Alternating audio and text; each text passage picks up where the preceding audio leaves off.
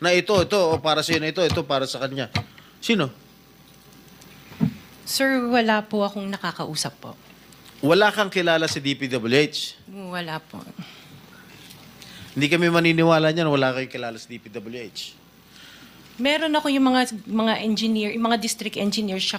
Yun mga pala eh. Sino yung mga district engineer na nakilala mo? Pero hindi po sila nagbibigay ng project po sa akin. At tinatanong ko, wala naman ako sinasabi sa'yo kung nagbibigay sila ng project, sino ang kakilala mo sa DPWH? Sila, mga DE po. DE Yeah, okay. ng... Sabi mo, sino? Teka sandali. DE ng Laguna, O, sino DE nga? ng... Banggitin mo yung pangalan. I can't remember their names kasi I don't transact on Okay, behalf of the DE ng companies. Laguna, sino pa? DE ng Bulacan, DE ng... Is he here? Nandito ba? Yung DE ng Laguna, DE ng Bulacan, nandito ba?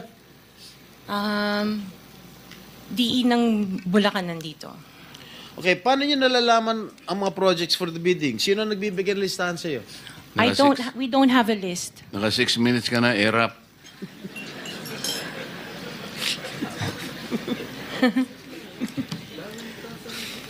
Okay, I don't have a list po.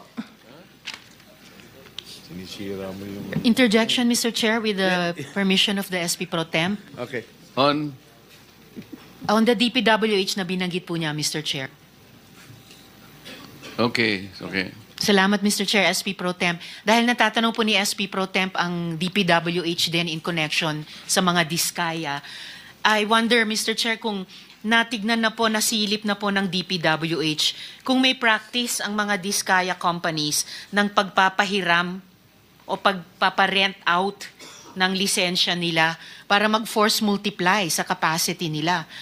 Para kahit 200 lang daw ang staff sa opisina, kaya nilang mag-implement ng 491 projects or 71 projects, 145 projects in any 1 year. I wonder, Mr. Chair, kung nasilip Incidentally- na po yun ng DPWH.